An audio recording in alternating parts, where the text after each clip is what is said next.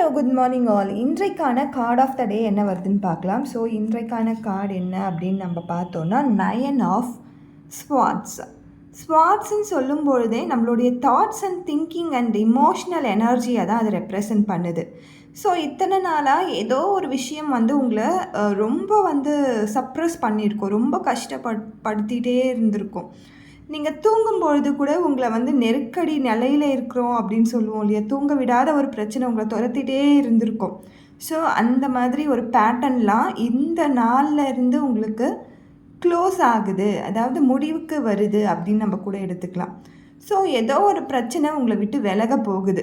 So அதை accept பண்ணிக்கோங்க. அதுக்கான சொல்யூஷன் ஃபோக்கஸ்டாக இது என்ன பண்ணலாம் அப்படின்னு சொல்லி பாருங்கள்.